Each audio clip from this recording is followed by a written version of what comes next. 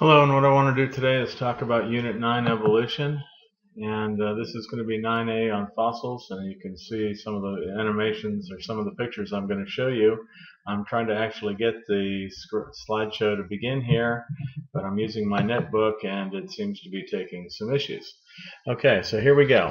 What I want to do first is show this relatively simple clockwise representation of geologic history of the Earth, where we think that the Earth actually started 4.6 billion, or up what it says up there, 4,600 million years ago, moves in a clockwise direction. For about the first, let's say, 2 hours on this picture, we got meteorite bombardment, which is how the Earth actually created more mass, got larger, and actually picked up its water, probably some of the materials that are eventually going to become life as well. If you look over on this one, we can see this is a 24-hour clock. So the first 3 hours meteor bombardment. Very tough to get life to form. We probably started getting oceans. We got continental rock starting to form. Of course, it was still too warm, so the continental rock actually melted. That cooled the rest of the Earth. If we imagine this as being the Earth for a second. Then the crust actually lasted longer and longer and longer until eventually it stood in place. We had water vapor being put up into the air. It condensed as it cooled and rained back down. Some of that hit that hot rock and evaporated right back up, but it cooled the rock even more. The next drop lasted a little longer, and eventually we started getting little streams, little puddles, then creeks, and then lakes, and then eventually started filling up the low areas. And as you'll see in a little while, that was a pretty large percentage of the Earth's surface. Somewhere around 4 o'clock on a 24-hour clock, or somewhere around 2:30 on this clock, we actually got the origin of life. Now, we don't have any record of the origin of life because that rock is too old and it weathered and eroded just like rock does today, and the fossils didn't really form. Somewhere around 5 o'clock or 5:30, we got the oldest fossils forming. And then right around 6 in the morning till around looks like 2 o'clock in the afternoon, we have abundant banded iron formations. And what we did here is we actually started getting these microorganisms produced oxygen, put oxygen up into the atmosphere, and it actually oxidized the iron oxides, producing iron oxide or rust. We got banded iron formations, reds with darks. And then somewhere right around 2 o'clock in the afternoon, around 7, if this is this 12-hour clock, we had single cell algae. We had sexual reproduction right around 6, and then we start getting this big blossom of life all the way across. I do want to point out that these are the 3 main areas of the Earth, starting from 4.6 billion or 300,600 million years ago, all the way over here to 544 million years ago, is what's called the Precambrian. It made up 87% of the Earth's history. It's made up of the Archean and the Proterozoic periods, but basically we have very little life. We have the formation of the Earth, formation of the oceans, then we move all the way over here and we start getting some life, and we start getting fossil life, and then we start getting oxygen, and then we start getting an atmosphere, and then right here what we did is we got a blossom of life. And the reason this is called Precambrian is the first period here in the Paleozoic is called the Cambrian period. And we'll talk about those in a couple seconds. So here's another rendition of Earth's time. Crust forms right around, actually I disagree with that. I think crust forms probably over here somewhere. Then we have the inferred original life, where we think life actually started to form. We have the oldest rocks preserved on the planet. This is the reason why we don't get any life forming in the rocks, is because we don't have any rocks that are that old. First fossil evidence, soon after the first rock was created. First bacteria, first cells with a nucleus, so the eukaryotic cells actually form out here, which is what we're talking about down here. First multi-celled organisms soon after that, jellyfish, which you can see right there. Over here on this 12 o'clock clock, puts jellyfish. What are you doing there, you old word Harold? Puts jellyfish. You can follow this line up. Puts jellyfish about right there. And then we have a big blossoming of continuation of the evolution of life. And notice as you move up this chart, we get more and more complicated. It's not like we find dinosaurs way down here with the creation of first fish, or the first land plants, or the first amphibians, or even the first reptiles. We find them up there, and then we get birds after that, and we get mammals in between, and we get a mass extinction. This is going to be the KT period between the Mesozoic ending and the Cenozoic beginning, and we don't get first human life until, you can see, less than 2 minutes before this on this 24-hour clock, or actually even way less than a minute. Looks like a tenth of like 6 seconds before 12 o'clock on this clock. So man has not been here, and just think about all the good things we've been able to do and how much we've really messed up. From oldest to most recent, the 4 eras. We have the Precambrian, which again makes up 87% of the known Earth history. We have the Paleozoic. Nice way to think about the Paleozoic is, what kind of life can you get to grow into a pail full of water? This is the age of the fishes, or the age of the aquatic and marine organisms. Then around 244 million years ago, we have what's called the Mesozoic, or the age of the dinosaurs, and that lasted all the way to 65 million years before we got the Cenozoic. And the reason we have these barriers between the Precambrian and the Paleozoic is because life blossomed. It just like it boomed right here. Tremendous amount of life, but living mostly in an ocean, and you'll see why in a few minutes. Here we have a mass extinction, where about 90% of the known fossils that were found didn't make it across this line. And then we have this other line right here, the KT boundary, where about 70% of the organisms that lived in the Mesozoic, the age of the dinosaurs, didn't make it into the Cenozoic, the age of the mammal. So what's going to happen? How are we going to know the end of this one? Well, this area will keep getting wider and wider. These walls will get smaller and smaller as we fit on this 24-hour clock. But what's going to happen to the end of the Cenozoic is basically the mammals have to disappear. I'm not sure what kind of event that's going to be, but when that does happen, who's going to be taking over? It'll be the age of the who. Great, we're going backward in time. These four encompass the 4.6 billion years of the 4,600 million year Earth history. Here's another way of looking at it. If you take a look at this one, this black line actually shows you where the average temperature is, and you can see it's been a lot warmer, and it's been a lot colder in places. We have glaciation, but you can actually see the land masses, and there's the amphibians. We have the Paleozoic, the Proterozoic, the Archean, Paleozoic, Mesozoic, Cenozoic.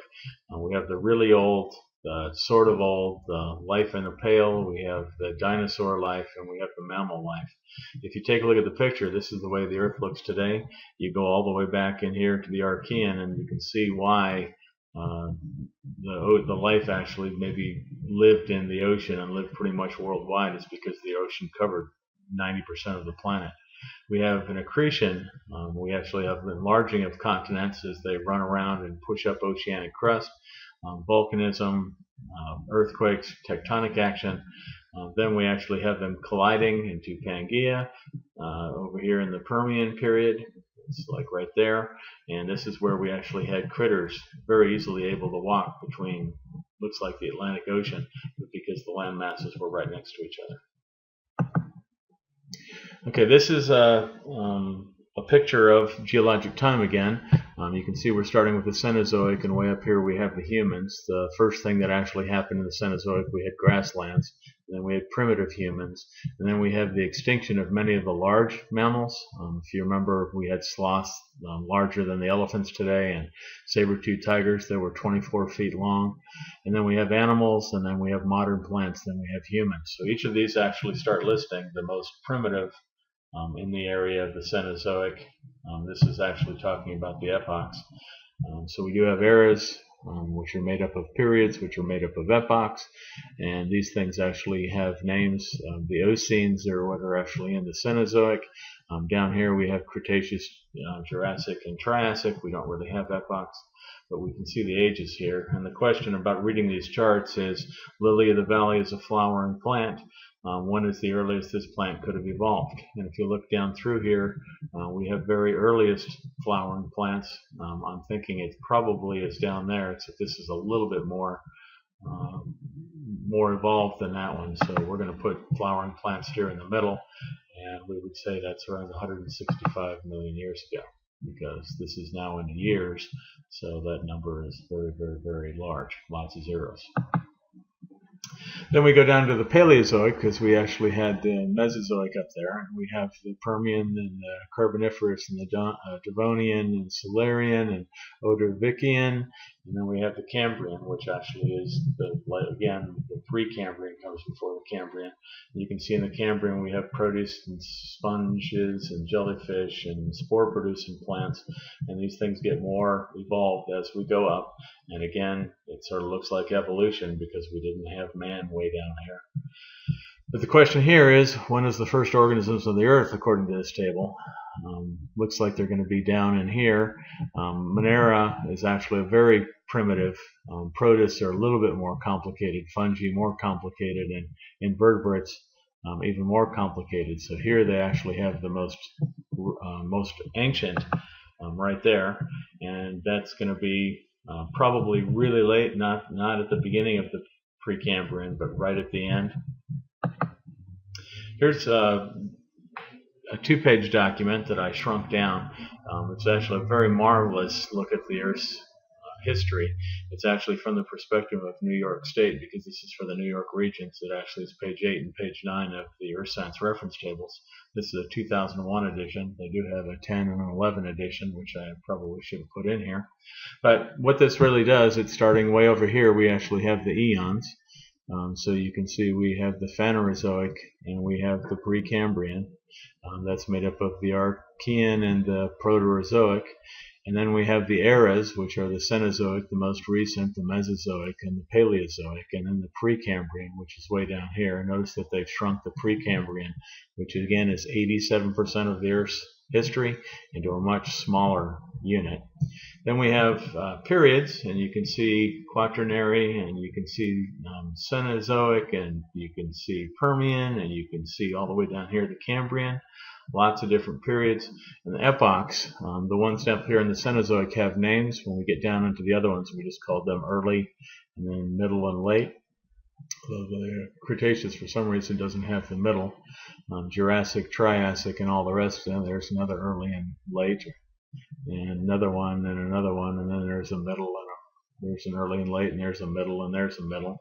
And then we have life, which is, I know it's kind of tough to see, but if you actually type in Earth Science reference table, geologic history, you can find one of these that are so big, even on a very large 26-inch screen, you'll be scrolling back and forth to see it. But this actually describes the life that actually forms in these particular epochs, or in this case, in particular periods, because it doesn't really have the breakdown for the epochs. Then we have rock record, and you can see New York's got some rock that's that old, and it's got some rock that's that old, and it's got some rock that's that old, and all the way down through there. And I think actually what we do is, well, I'm not sure how we can find some of these fossils, but they're there. Time distribution of fossils. This actually has all the letters that are up here. One of my favorites are the trilobites, and the trilobites were located way down here when the ocean was a very large portion of the surface. They're called index fossils because they were found just about everywhere, and they didn't last very long. This particular trilobite species lasted from there to there. So if you can find a rock that has that particular type of trilobite in it, you know that that rock is somewhere between the middle Cambrian all the way up to the middle Ordovician. So you can actually see the ages right here in terms of millions of years. So this number is 544 rather than 544 million. But you can see that for all these critters, and it doesn't go up to very advanced humans like maybe us, but it does actually go to mammoth, and it does go to the beluga whale, which is the O, and the O looks like it's in this period right here, so that's the mammals, and mammals go all the way back to the Triassic, where we had very primitive mammals, and then we actually go all the way up to here where we find man. Then it has tectonic activity, talks about a passive margin as North America has moved away from Africa and South America. The active side is on the west coast. The east coast is very passive. So New York, and this is, you can cross this out and say almost any state on the east coast of the United States. I'm in Virginia, but we're still in the passive margin. We've been so since the beginning of the Cretaceous. And then we actually have a rifting area where we split apart from you can see right here where we split apart from Africa and South America. Rifting is pulling apart. And then we move all the way over here, and this is going to be transform collision, where we actually move side to side, where we slipped. And then we have continental collision, where we ran into things, and I went a little fast there. But we're pretty close to the end, and I'm not sure why it did that. Maybe because I clicked the end. Let's go back to play here. Let's see if we can get this.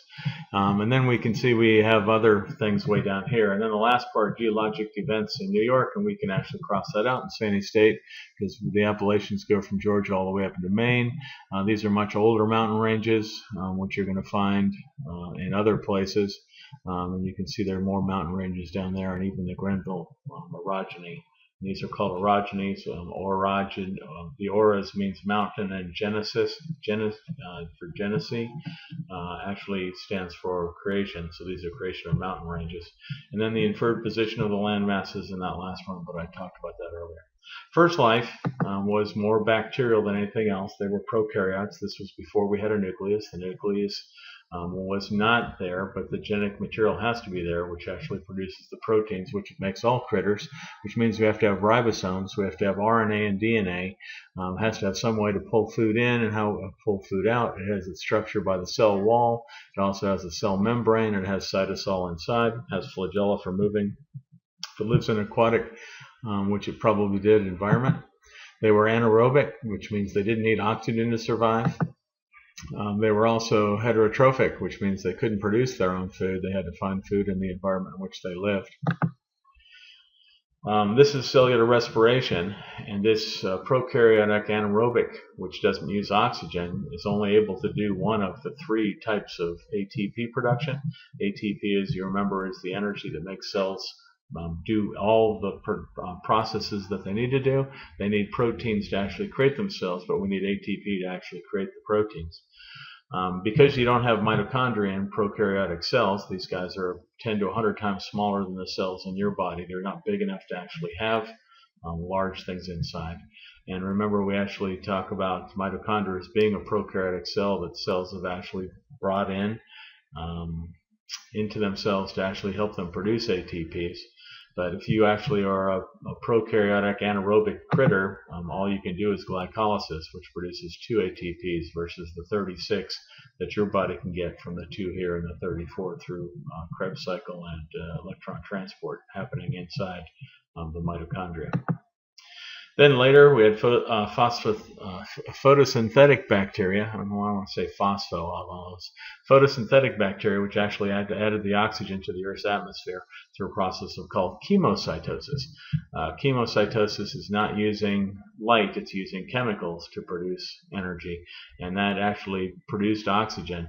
And you can see right around little after 2.5 billion years ago, or looks like about 2 billion years after the Earth formed, oxygen starts forming in the atmosphere, and then we got those banded iron formations, and it leveled off for some. Some of these places are very uncertain how much oxygen was in there, but it's someplace in this range.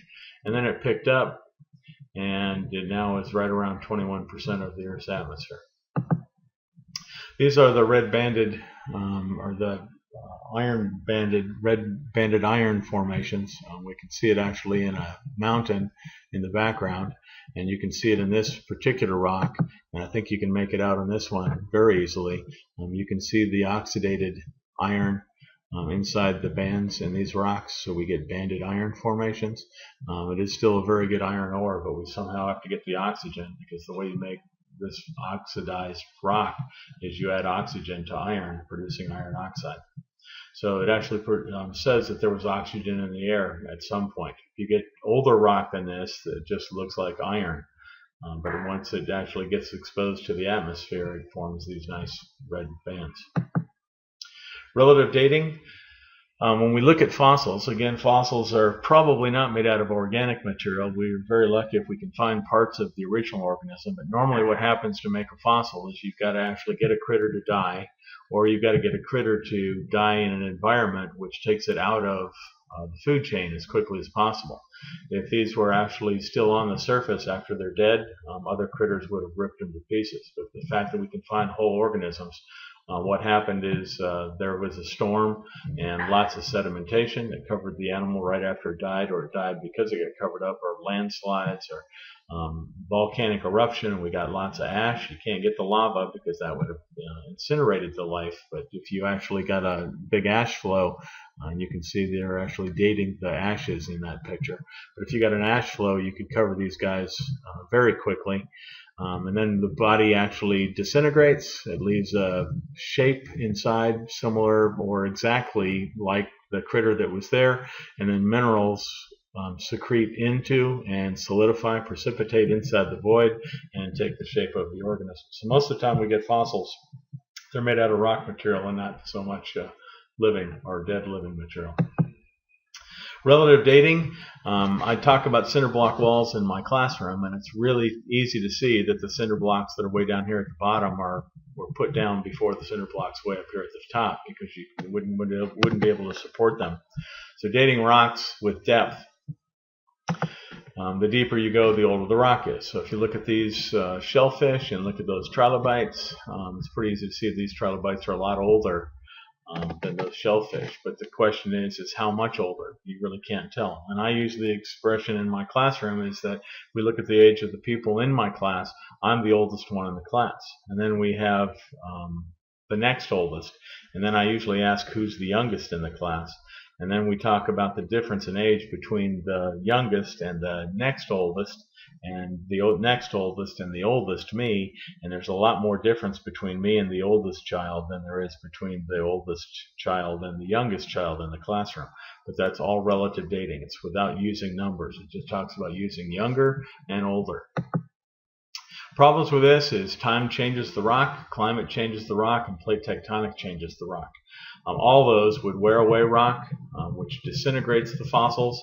Climate, either wearing it away faster or slower. Plate tectonics, bending, faulting, melting.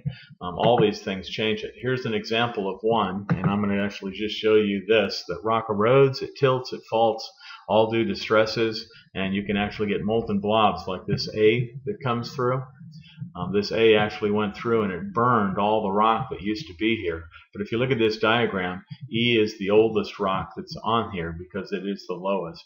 And then comes G, and then comes the first L. And I say the first L because there's another L up there, but it's really J.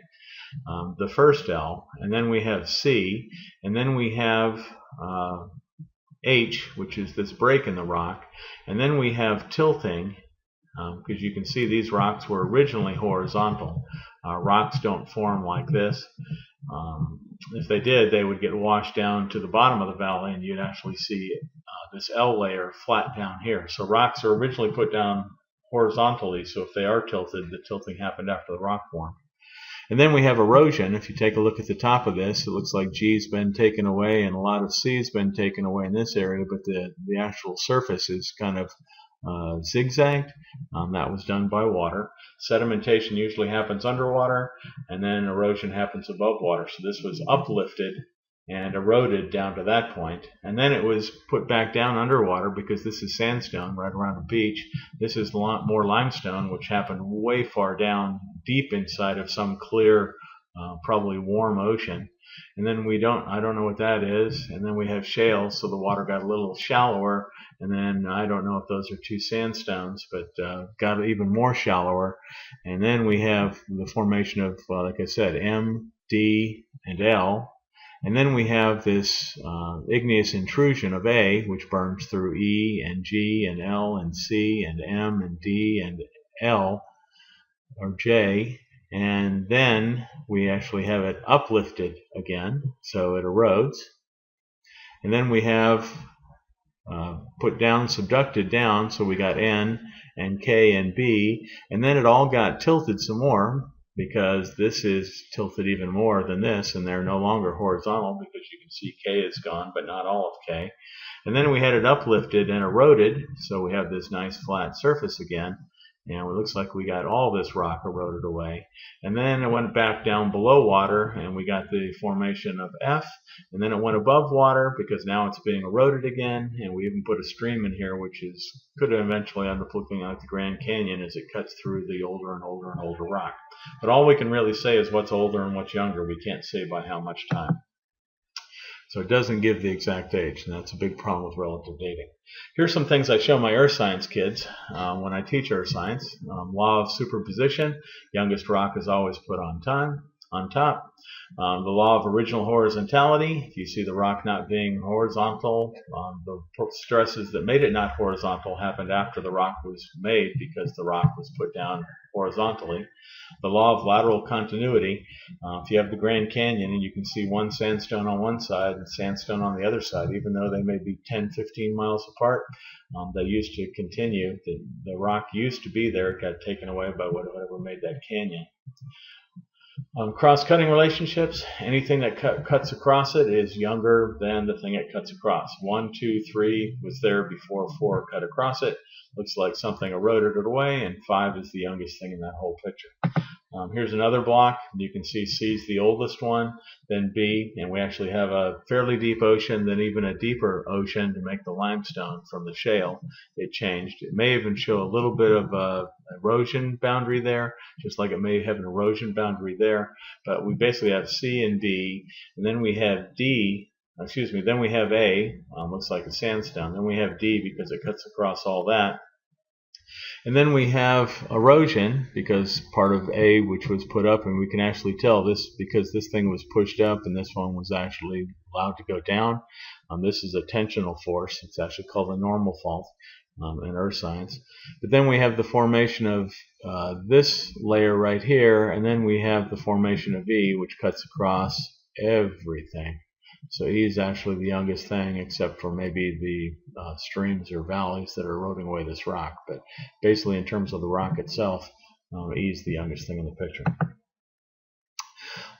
Continuity, Grand Canyon. If you go to the Grand Canyon, which goes back into rock that's more than 2 billion years old, actually it looks like it's more than, probably. Let's say it's at least older than 544 million because we have Precambrian rock, some of the oldest rock in the United States. And then we have Cambrian rock, and we have Mississippian and Pennsylvanian, which is Carboniferous rock, and we have Permian rock, and we even have some Triassic rock, age of the dinosaurs, Mesozoic rock. But the youngest rock that's in the Grand Canyon is the oldest rock that you can see in Zion Park. Here's Grand Canyon in northern Arizona, and there's Zion in very southern Utah. They're probably 150 miles apart, but the youngest rock in one is the oldest rock in the other. And if you go up, we can see we are in the Triassic, and we even get to the Jurassic in Zion. And then if you go to Bryce Canyon, which is about 70 miles away, you can actually find the oldest rock in Bryce Canyon is the youngest rock in Zion, and it goes all the way up. So what does that mean? It means this very youngest rock in Bryce Canyon used to be way up here on top of the Grand Canyon and has been weathered and eroded, traveling with the Colorado River out to, I think that goes into the Pacific Ocean. Actually doesn't go into anything anymore because the United States pretty much sucks it up even before it gets to Mexico. But all this rock used to be here, and what happened to it? It all got eroded away. This is Horseshoe Canyon or Horseshoe Bend right outside Page, Arizona, just a little bit south of Page, Arizona. And I've actually floated down this river. This is the Green River. Green River starts up in Wyoming, I think, and actually works all the way down to the Colorado.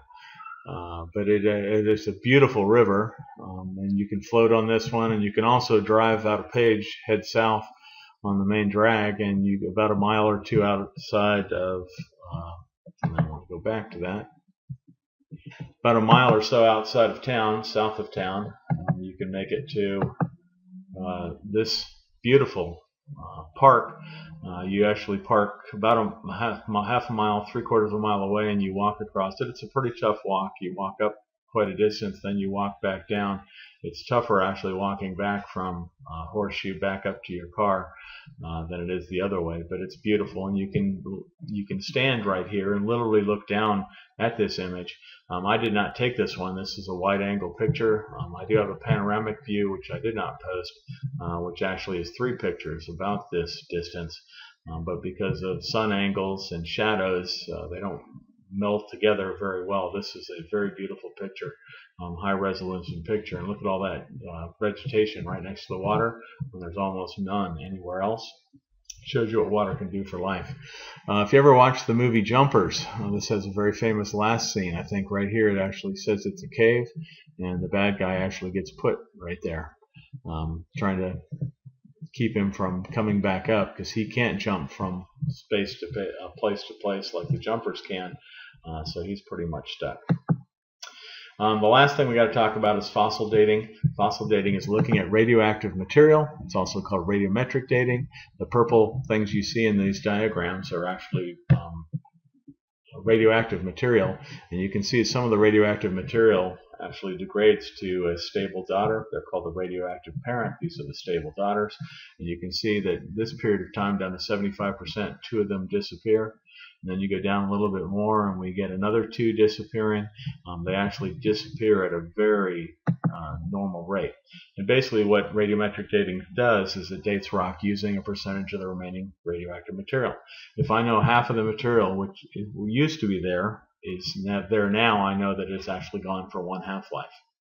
And this half-life can depend on some of the radioactive material they use for actually looking inside of human bodies to find problems. Have half-lives of seconds or minutes. Some things have half-lives of 4.5 billion years, the age of the Earth. So depending on what we want to use, depending on how far we want to go, we actually use different radioactive materials. Radioactive material works by changing. It's like flipping. It assumes rock decays at a certain time. It's like flipping coins and getting heads and tails. Let's say heads are the radioactive ones, so they stay as this uranium down here. It's going to say plutonium, but I think those are used. Uranium. And then if you flip them, there's a chance that half of the material is going to, I don't know why it does that. Half that material is going to actually change, so half of them could land for tails. It probably isn't going to work at a perfect 50-50, but if you actually had one group flipping coins, and you had another group in your class flipping coins, and another group flipping coins, and another group flipping coins, and another group flipping coins, and you had like 18 different groups in your class, so let's say 15 in your group in your class flipping coins, and then you had 5 classes like I do, and you put all those together, and then you have 4 other biology teachers, and you do it with 4 other earth science teachers, and even chemistry teachers, you will work out to a 50-50%. So one particular sample may not work that way, but if you look at enough samples, they do. If you do it with organic material, if you're lucky enough to find a campfire that actually has some of the wood or has some of the bone material in there, you can actually you can use carbon-14 dating, which is also called carbon dating, but it's just a different form of radioactive dating. It just specifically says it's with carbon. And the way that works is we get cosmic rays hitting the nitrogen, which is in the air, makes up 78% of the air that you're breathing, and it actually knocks out a particle, creating carbon-14, which is a radioactive form of carbon, which sits in our atmosphere, and it's actually breathed in by plants and animals, and that is true. Plants do breathe in, and hopefully my kids know this. So we actually get them breathed in by animals, and then what happens is when the animal dies or the plant dies, the carbon starts changing back to nitrogen, and when 50% is gone, we know that thing has been dead for 5,730 years, plus or minus a few. And if it's down to 25%, we know it's been gone for almost 11,500 years. And if it goes down to 25%, it's a little more than 17,000 years. So now we can start putting ages to the relative dates, and we can start saying that, especially with volcanic material, which always comes out radioactive, very small radioactive material, but we can actually see it. So we can start assigning dates to certain rock layers and the fossils that are inside the rock. Here's a picture of the cratons. These are the oldest sections of the land masses. They're the parts that you see way back in like the Permian or before. All this other stuff is relatively new rock as North America has been moving across the Pacific Ocean. We've picked up an accretion disk of, actually if I show you this picture, an accretion belt of volcanoes, volcanic islands, other land masses. So all this area was picked up sort of like a car going down the road and picking up insects, except it's picked up insects for the last 200 million years and picked up a lot of material. This is the oldest area of the North American area. Now it's called the craton. So we had the shields up here. Now they're called cratons. And that's the end of this section. So I appreciate it. Hope you enjoyed it. And I hope this worked. I'll see you here in a second. Thank you much for stopping by. Bye.